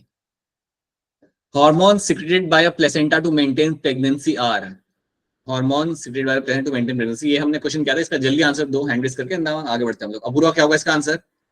Option C. Right, HCG, HPL, progesterone और estrogen required for the pregnancy, तो yes, ये मेरा बनेगा यहाँ पे as a correct answer। Several hormones like HCG, HPL, estrogen, progesterone are produced by, again we know that, and now please try to understand कि इस topic में से कितने क्वेश्चन आ रहे हैं। Placenta, parturition are the hot topics from this chapter, इसमें से कई सारे क्वेश्चन आते हैं और इसमें कई बार घुमा के भी क्वेश्चन आपको पूछे जाएंगे, तो इसलिए मैं कहता हूँ कि इन क्वेश्चंस को या इन टॉपिक्स को बहुत क्लियरली दिमाग में याद रखना, right? So you know that इसका आंसर आपका यहाँ पे आएगा प्लेसेंटा। चलो याद रखते हैं। अब ये इसका आंसर ध्यान से देना, ectopic pregnancies are referred to as a, take your time, लीजिए अपने 30 सेकंड लीजिए and then try to answer this. Ectopic pregnancy का यहाँ पे सही डेफिनेशन आपके यहाँ पे क्या होता है, बताइए। तमनप्रीत, क्या होगा इसका answer? Sir option D. Shiv, तुम्हें आपको क्या लग रहा है? Sir D option. And Sneha, आपको? Option D. राइट, स्नेहा थोड़ा एक्सप्लेन करो कि एक्टोपिक प्रेगनेंसी होती क्यों है और इसकी वजह से क्या कॉम्प्लिकेशंस आ सकते हैं। सब जब एम्ब्रियो को डेवलप वजह कहीं और होता है, ठीक है, उससे क्या इशू आ सकते हैं पॉसिबली? उससे एम्ब्रियो हो सकता है। ओके, काजल आप बताना चाहोगे इससे क्या इश्यूज आ सकते हैं? सर मिसकैरेज हो सकता है। मिसकैरेज हो सकता है, या एम्ब्रियो का डेवलपमेंट आपका सही से नहीं हो पाएगा, it will get right not right of nutrition, so yes that's true, सही है, वेरी गुड, दोनों बहुत बढ़िया। Select the correct option describing the gonadotropin activity in the normal pregnant female. एक नॉर्मल प्रेग्नेंट फीमेल के अंदर स्टेटमेंट देखिए ध्यान से, बताइए कि क्या रहेगी गोनाडोट्रोपिन की activity. So take your time, लीजिए अपने 30 second and try to tell me कि क्या एक्टिविटी आपको मिल जाएगी गोनाडोट्रोपिन की एक नॉर्मल प्रेग्नेंट फीमेल के अंदर, ये ध्यान से करना।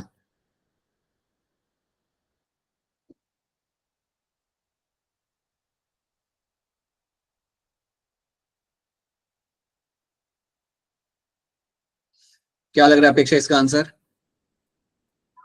Sir option C. Okay, Deepika आपको क्या लग रहा है? Option number B. Okay, Apurva? Option D. D? Sir नहीं, C. सी, अच्छा, सी, राइट। हर्षिता, आपको क्या लग रहा है? Sir C. देखो एक याद रखना, ठीक है, समझे इस बात को। ए में ए तो आपको हो नहीं सकता, because high level of FHI LH stimulate the thickness of endometrium, ये तो आपको बिल्कुल गलत है, ठीक है, क्योंकि प्रेग्नेंट वुमेन के अंदर you don't have LH and FHH का लेवल आप बढ़ाओगे ही नहीं। क्यों नहीं बढ़ाओगे? क्योंकि आपको इनका लेवल आप बढ़ाते हो to make a new follicle. तो ए तो आपका कभी यहाँ पे हो नहीं सकता, बी भी आपके यहाँ पे नहीं हो सकता, बिकॉज यहाँ पे हाई लेवल ऑफ एफएचएच और एलएच की यहाँ पे बात की जा रही है, राइट। सीओडी में यहाँ पे क्या है ना, डी में यहाँ पे क्या कहा जा रहा है, that high level of HCG stimulate the thickening of the endometrium। ये बात भी आपके यहाँ पे गलत है, ये बात आपके यहाँ पे गलत है। वहां पे थिकनिंग हो रहा है, आप उसे एंडोमेट्रियम को आप मेंटेन कर रहे हो, ओके। तो ये आपके यहाँ पे गलत हो जाता है, बट ऑप्शन सी आपके यहाँ पे हो जाएगा राइट। यहाँ पे high level of HCG stimulate the synthesis of estrogen and progesterone। अब आप जानते हो कि high level of HCG progesterone को तो यहाँ पे आपका स्टिमुलेट करा ही पाएगा, because from the corpus luteum से, बट कॉर्पस ल्यूटियम से स्मॉल अमाउंट ऑफ एस्ट्रोजन भी आपका यहाँ पे आता है, याद रखना, कॉर्पस ल्यूटियम से आपका small amount of estrogen भी आपका यहाँ पे आएगा। So that is why option C over here becomes my much more appropriate answer, ठीक है, ये ज्यादा मेरा appropriate answer यहाँ पे मेरा बन जाता है। So that is something you have to know। और याद रखना, ये बात मैंने आपको पहले ही बताई थी कि कॉर्पस ल्यूटियम से हम नॉर्मली एनसीईआरटी से जब हम पढ़ते हैं तो हमें मालूम है कि वहां से आपका आ रहा है progesterone. That is something we all know that, कि वो तो आपको वहां से आ ही रहा होता है, बट उसके साथ रहना you will have also small amount of oestrogen भी आपका वहां से आएगा, ठीक है। Next question, which of the following is not a function of placenta. इनमें से कौन सा प्लेसेंटा का फंक्शन नहीं है? ये भी हमने क्वेश्चन देखा था एक बार। सो फटाफट हैंड रेज करिए, इसका आंसर बताइए। Quickly raise your hand to answer this. Apurva बोलिए क्या होगा इसका आंसर? Option B. तो अपूर्वा आप कह रहे हो कि इसका फंक्शन नहीं होता, तो अपूर्वा आप मुझे ये बताइए कि फिर ऑक्सीटोसिन आता कहाँ से है? Sir, posterior pituitary से। मुझे बताइए अपूर्वा, ऑक्सीटोसिन के दो रोल क्या होते हैं? Sir, uterine contractions and secretion of milk. From the mammary glands, right, true, ठीक है। क्वेश्चन नंबर 93, ध्यान से देखिए सब लोग, and then raise your hand, take your time, और सब लोग आंसर करेंगे। क्वेश्चन नंबर 93, अरे रुको,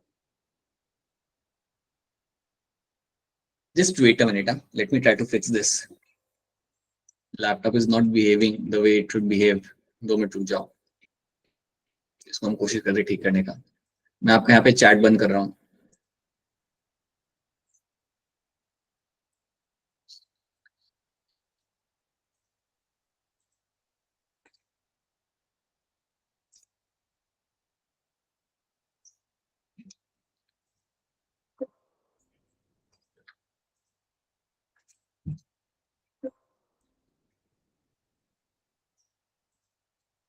Now let me come back over here and let me see if the issues got resolved or not।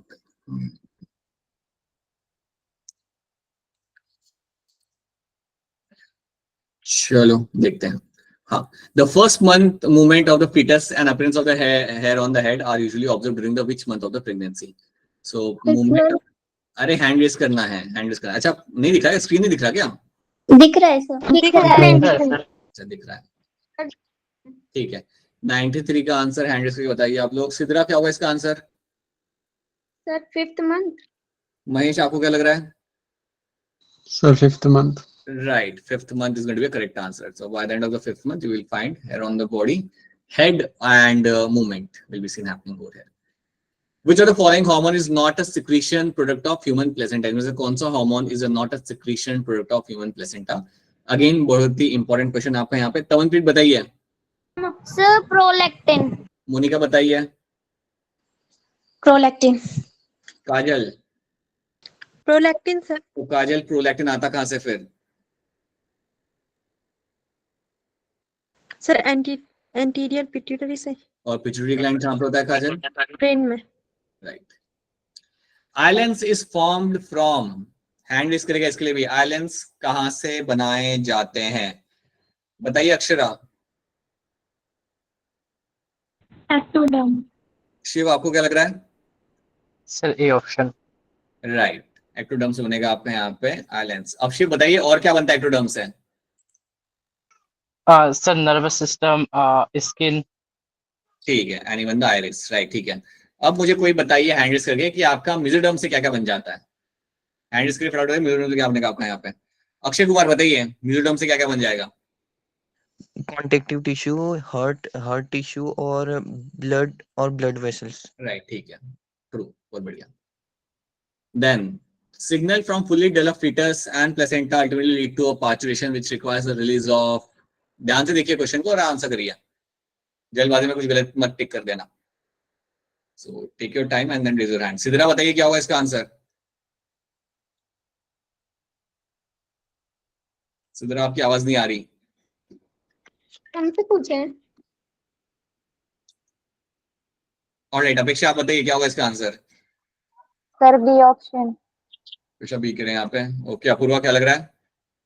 सब B.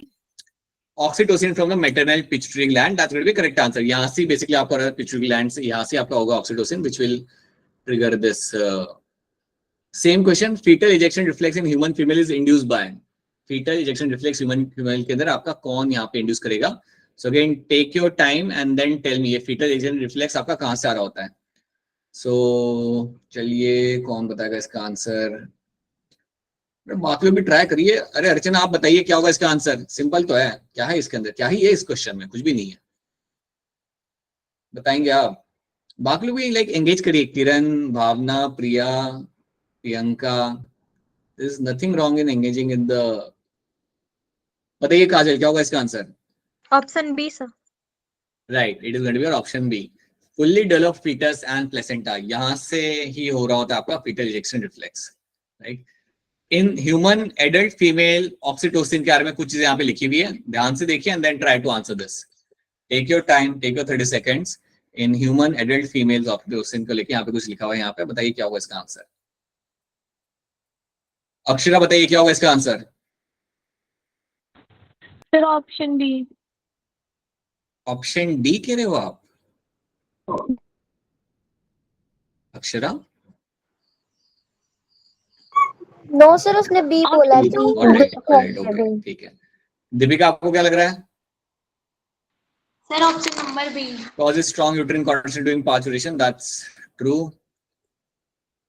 Which of the these is not an important component of initiation of parturition in the humans? इससे कौन सा important नहीं है to initiate the parturition in the human beings?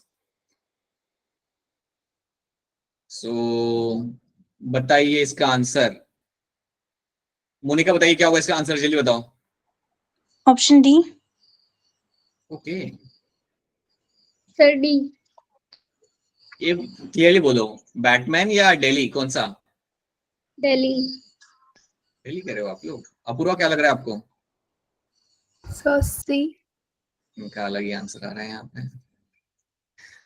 Okay Sidra. Sir D, Delhi वाला D. Okay, sir मेरा B आ रहा है। मेरा भी बी। अच्छा कपिलों का बी आ रहा है। अरे याद रखना, सुनो, अच्छा ठीक है। नाउ द थिंग इज ना, मेरी बात सुनो, क्वेश्चन में कुछ टर्म्स आपके लिए नए हैं तो आप थोड़े वो हो गए कि ये तो टर्म हमें सुना ही नहीं है, लेकिन आप ये सोचो कि प्रोलैक्टिन का पार्चुरेशन से क्या रिलेशन, कोई भी रिलेशन नहीं है। प्रोलैक्टिन का parturition process of child birth, parturition का प्रोलैक्टिन से कोई रिलेशन यहाँ पे है ही नहीं। ऑन द अदर हैंड जो प्रोस्टाग्लैंडिन यहाँ पे होते हैं, they actually make the cervical and birth canal suitable for the birth of the baby. Okay, and they also trigger to an extent certain amount of contraction. They also trigger to an extent certain amount of contraction as well. तो याद रखना, अगर आप इस question को देखते हो ना, तो आप इतना यहाँ पे समझो अगर आपको प्रोस्टाग्लैंडिन का रोल नहीं मालूम क्योंकि आपने ये पढ़ा नहीं है, बट आपने प्रोलैक्टिन का रोल तो पढ़ा है यहाँ पे। एंड प्रोलैक्टिन, याद रखना, prolactin has no role in parturition. ये लैक्टेशन में मदद कर रहा है, लैक्टेशन के अंदर इसका यहाँ पे काम होगा, बट पार्चुरेशन के अंदर इसका कोई भी आप यहाँ पे काम नहीं होता। सो ये जो पुराने क्वेश्चन होते हैं इसमें कई बार आपको ऐसा मिलेगा देखने के लिए। So you have to know very clearly कि prolactin has no role in the parturition, बाकी सारे hormones are always there. So you have oxytocin, increase in estrogen progesterone ratio. हाँ, इसका बहुत सिग्निफिकेंट रोल यहाँ पे नहीं होता पार्चुरेशन के अंदर, बट प्रोलैक्टिन का तो बिल्कुल ही नहीं होता। प्रोलैक्टिन का तो कहीं से भी रोल नहीं होता पार्चुरेशन में। दैट्स व्हाई ऑप्शन बी मेरा बनेगा यहाँ पे एज अ करेक्ट आंसर। ठीक है, तो ये चीजों का ऐसे ध्यान रखना, कभी ऐसा आए तो that's how you will going to learn. कई बार आपको जो मालूम है क्लियर कट कि ये तो कुछ भी नहीं कर रहा, उसको फिर आप एज ऑप्शन आप यहाँ पे देख सकते हो। So that is something we have done. अब मैं आपको यहाँ पे एक चीज बताता हूँ. So these are the questions we have done. और क्वेश्चन आप करोगे अपने एंड पे. अगर आप असाइनमेंट सॉल्व कर रहे हो ना मॉड्यूल वाला, तो आपको उसके अंदर कई सारा क्वेश्चन आपको और मिल जाएंगे. And now we have to discuss few more things in this. एक चीज यहाँ पे हम डिस्कस करते हैं कि जब एम्ब्रियो डेवलप कर रहा होता है, when the embryo is developing, जब एम्ब्रियो डेवलप कर रहा होता है, व्हेन द एम्ब्रियो डेवलप्स, वहां पे आपको बनते हुए मिलेगी कुछ मेम्ब्रेन, जिसे हम कहते हैं एक्स्ट्रा एम्ब्रियोनिक मेम्ब्रेन. जब एम्ब्रियो डेवलप कर रहा होता है, there is a formation of a extra embryonic membrane. There is a formation of a extra embryonic membranes. अब ये एक्स्ट्रा एम्ब्रियोनिक मेम्ब्रेन क्या होती है? ये एक्स्ट्रा एम्ब्रियोनिक मेम्ब्रेन आपके वो स्ट्रक्चर होता है जो एम्ब्रियो को प्रोटेक्ट करता है और इसे नरिशमेंट भी प्रोवाइड करता है टू एन एक्सटेंट. और मैं कहूंगा कि इसके कुछ सिग्निफिकेंट रोल होते हैं यहाँ पे. तो आप पहले ये याद रखो कि जब एम्ब्रियो डेवलप कर रहा होता है, there is a formation of a extra embryonic membrane. और ये मेम्ब्रेन के अंदर आपको 4 चीजें याद रखनी है. बहुत ज्यादा डिटेल में नहीं जाना आपको यहाँ पे, बस 4 चीजें आपको यहाँ पे याद रखनी है. The extra embryonic membrane will have 4 things. एक होगा इसके अंदर something as amnion, is something known as an amnion, जो आपको यहाँ पे मिलेगा देखने के लिए. Second extra embryonic membrane is called as my chorion. Third one is called as your allantois. And the fourth one here is called as your yolk sac. चौथी extra embryonic membrane जो आपके यहाँ पे तो आपके होती है यॉर्क सैक. आप इसको ऐसे याद रख सकते हो कि ये जो मेम्ब्रेन हम यहाँ पे बना रहे हैं ना, एक्स्ट्रा एम्ब्रियोनिक मेम्ब्रेन, ये एम्ब्रियो के लिए काफी इंपॉर्टेंट है. ये एम्ब्रियो के लिए कुछ ना कुछ वहां पे किसी तरीके से आपके यहाँ पे हेल्प करेगी, राइट. मैं आपको एक बार इसकी पिक्चर दिखा दूंगा बाद में. Right now we don't have picture over here, but I will show you a picture of this so that you can remember कि यार ये मेम्ब्रेन कुछ कैसा दिखता है वहां पे. Okay, so this is the extra embryonic membrane. इसके अंदर आपको 4 नाम याद रखने हैं, 4 इंपॉर्टेंट नाम: amnion, chorion, allantois and yolk sac. अब हम देखते हैं कि यहाँ पे ये जो 4 नाम है ये करते क्या है. लेट्स ट्राई टू सी कि ये जो 4 नाम है इनका एक स्पेसिफिक रोल यहाँ पे क्या होता है. सो एमनियन जो आपका यहाँ पे होगा, एमनियन जो आपके यहाँ पे लेयर होती है, जो मेम्ब्रेन होती है, it will have some fluid over here. So यहाँ पे मैं अगर मेंशन करूँ आपका यहाँ पे, let's talk about my amnion. तो अगर मैं एमनियन की यहाँ पे बात करता हूँ, so amnion will have something known as your amniotic fluid. यहाँ पे आपको एक फ्लूइड मिलेगा जिसे हम बोलेंगे यहाँ पे as a amniotic fluid, right. अभी जो एमनियोटिक फ्लूइड आपका यहाँ पे आपको मिलता है एमनियन के अंदर, इसका काम क्या होता है? It protects the embryo from desiccation. इसका बेसिकली यहाँ पे काम क्या होता है? Protects the embryo from desiccation, protects embryo from desiccation. इसका मतलब यहाँ पे ये होता है कि देखिए एम्ब्रियो के आसपास एक फ्लूइड का एनवायरमेंट मेंटेन रखना जरूरी है. You don't want to have a completely dry environment, तो वो एनवायरमेंट मेंटेन करता है आपके यहाँ पे amnion. So amnion will have amniotic fluid और ये अल्टीमेटली काम क्या करता है? It protects the embryo from desiccation. या मैं कहूंगा एम्ब्रियो के आसपास जो आपको एक फ्लूइड का जो एनवायरमेंट आपको चाहिए होता है वो यहाँ पे वो मेंटेन करेगा. That has been maintain by the amniotic fluid. अब इसको लेके आप एक और चीज याद रखना.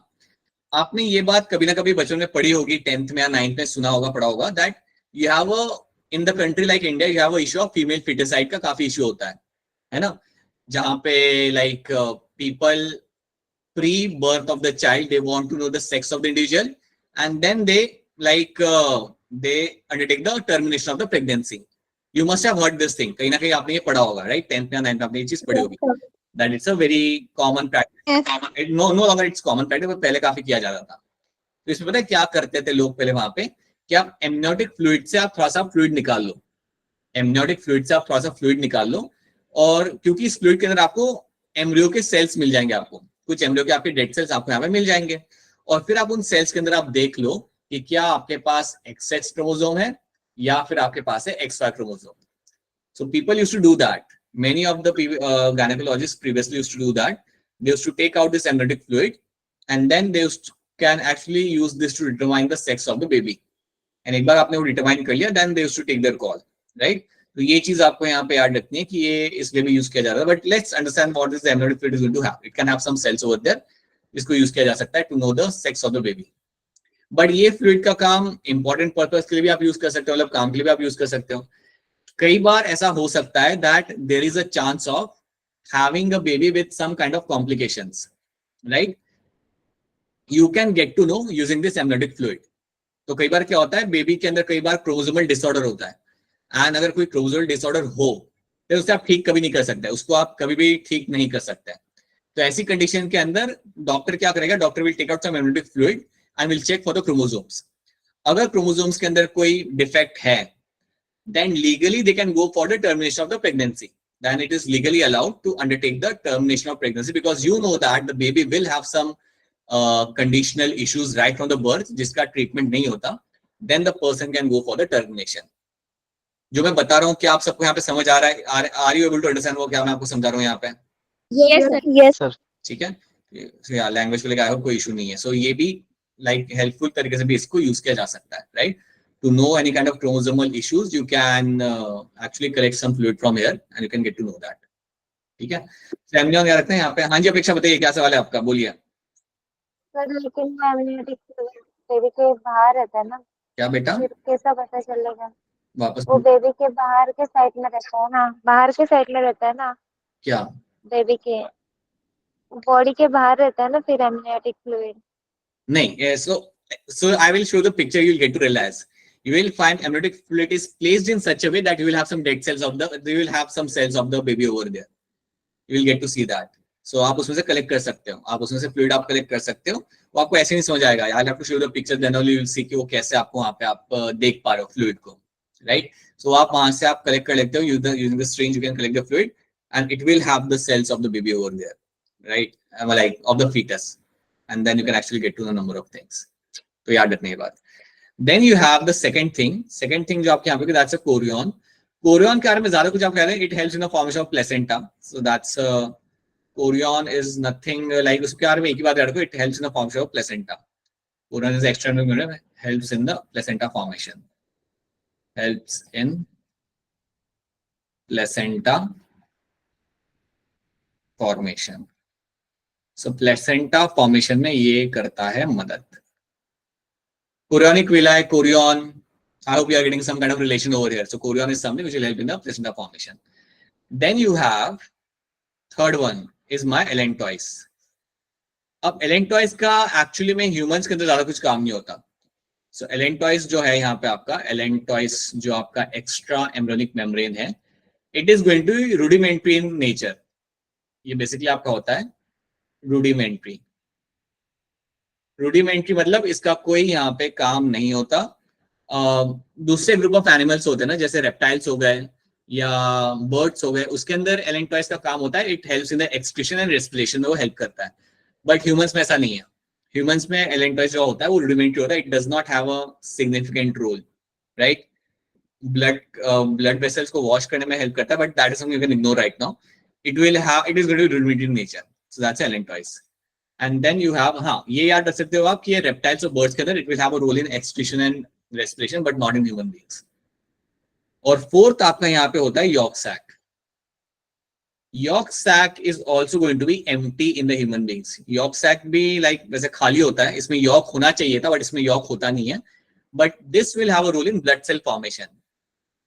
Yolk sac होता है, ये आपका वो लोकेशन है जहाँ पे आपके blood cells बनाए जाएंगे. This is a site where the blood cells will be formed. So blood cell formation will be happening in the yolk sac.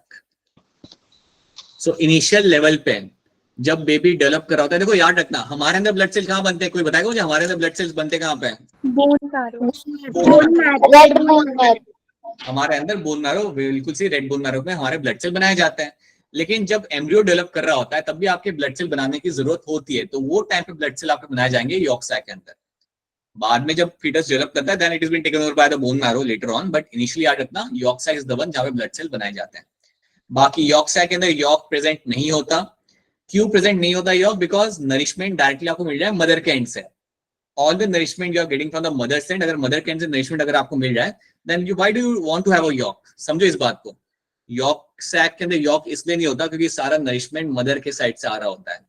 लेकिन जब आप बात करते हो यॉक सैक की बर्ड्स के अंदर, तो बर्ड्स के अंदर आपको यॉक सैक के अंदर यॉक मिलेगा, राइट, जो हम खाते भी है, right. So that yolk is something which is going to be providing the nourishment to those animals, but not over here. यहाँ पे yolk sac के अंदर yolk नहीं मिलता because पूरा nourishment आपको आ रहा है मदर के एंड से। तो ये कहानी थोड़ी सी आपको यहाँ पे याद रखनी है about the yolk sac, allantois, amniotic fluid या amnion and your chorions, right? These are my 4 extra embryonic membrane. आपको जनरली इसके ऊपर बेस्ड क्वेश्चन नहीं आता, but there is a possibility that they might give you in the match the following. Match the following में एक भी यहाँ डाल देंगे वो लोग, यहाँ पे यॉर्कशायर डाल दिया वहां पे. So in that case you should be able to answer them. ठीक है, तो इसलिए ये नाम पता होना जरूरी है, और ये करते क्या है ये भी आपके लिए जानना यहाँ पे जरूरी है, राइट? बाकी you don't have to get into much more depth of that. ठीक है. हाँ जी मोहित कुमार बताया. हाँ जी मोहित सर बताइए. बच्चों को ना आप थोड़ा सा टेस्ट के लिए मोटिवेट कर देना कि कल टेस्ट सभी को अटेम्प्ट करना है, और टेस्ट का लिंक इस बार थोड़ा जल्दी बहुत 6 बजे से शुरू हो जाएगा. हाँ जी मोहित सर, आपकी आवाज थोड़ी सी कट रही थी, बट हाँ टेस्ट के बारे में आप बता रहे हैं ना. हाँ जी, टेस्ट के बारे में हाँ जी इनसे बात की थी मैंने स्टार्टिंग में क्लास में अबाउट द टेस्ट केसेस हैं. और जैसे कि मोहित सर आपको बता रहे हैं, यहाँ पे सब लोग ध्यान रखिएगा कि आपको टेस्ट मिस नहीं करना है, कोई भी टेस्ट मिस नहीं करेगा. आवाज आ रही है ना सर, आपको अभी आवाज आ रही है? वापस हाँ अब आ रही है थोड़ी आवाज आपकी क्लियरली. बताइए.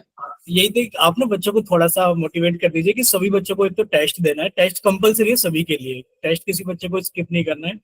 दूसरा, इस बार हमने टेस्ट का ना थोड़ा सा टाइमिंग बढ़ा दिया. कुछ बच्चों का ये था कि सर अर्ली मॉर्निंग टेस्ट को स्टार्ट करा दीजिए. 8 बजे से पहले बच्चे डिमांड कर रहे थे, मतलब काफी सारे बच्चे थे जो अर्ली मॉर्निंग अटेम्प्ट करना चाह रहे थे. तो अभी हमने राइज कर दिया था टेक टीम को. इस बार टेक टीम ने सुबह 6 बजे से लिंक को एक्टिवेट कर दिया है. हम लोग एक बार चेक कर लेंगे, अगर 6 बजे ओपन हो जाएगा लिंक तो हम लोग 6 बजे ही शेयर कर देंगे ग्रुप में.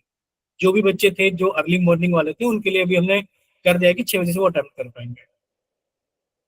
और वो तो है कि सभी बच्चों को टेस्ट अटेम्प्ट करना है. बाकी आप बता दीजिए बच्चों को कि स्किप नहीं करना है, टेस्ट बहुत जरूरी है सभी के लिए. जी जी जी जी बिल्कुल बिल्कुल ठीक. सो ठीक है, आई थिंक आप सबको पहले तो ये बताइए, ये जो हम यहाँ पे कर रही है आपको क्लियर हुआ? एम्ब्रियो डेवलपमेंट आप सबको यहाँ पे समझ आ रहा है?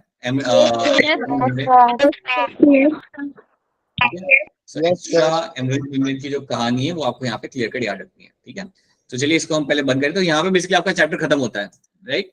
Now let's quickly discuss few things about the test. इस बारे में एक दो चीजें बात कर लेते हैं वापस यहाँ पे. तो मैंने कुछ चीजें आपको क्लास के स्टार्टिंग में बताई थी कि टेस्ट कैसे देना है, क्या चीजों का आपको यहाँ पे ध्यान रखना है. बट उसके अलावा आपको याद ये भी रखना है दैट टेस्ट मिस नहीं करना है. You don't have to miss the test at the very first place. Sir ने बता दिया कि टेस्ट में क्या करना है, बट या you don't have to miss the test. देखिए ये बात आपके दिमाग में आ सकती है कई बार कि हमने 11th का पूरा सिलेबस है, कुछ मिस हुआ था मेरा 11th, फिजिक्स मेरा स्ट्रॉन्ग नहीं है या ये वो है, जो भी हो सकता है. But still come out here, give your test, decide कर लो कि आपको जितने क्वेश्चन आते हैं उतने ही करने आपको यहाँ पे, राइट? कोई आपको जज नहीं कर रहा स्ट्रांगली यहाँ पे. जस्ट मेक श्योर, जो मैंने आपको पहले बताया था कि जितने क्वेश्चन आपको आते हैं उतने ही करिए, उसके बियॉन्ड आपको नहीं करने, राइट? और मैं वही देखूंगा बाय द एंड कि काजल ने कितने क्वेश्चन किए और कितने उसके सही है. मैं नहीं चाहता देखना कि 180 क्वेश्चन करके रखे हुए उसमें सिर्फ 90 सही है. I don't want to see that. I just want to see कि उन्होंने कितने कही है और उतने में उसकी एक्यूरेसी कितनी है, right? And don't miss out on the test, right? Please make sure that you always give your test and कभी मिस ना करो. इसके वजह से आप अपने आप को स्केल कर पाते हो कि आप कहाँ पे स्टैंड कर रहे हो. So please make sure don't miss the test. And result को लाइक बहुत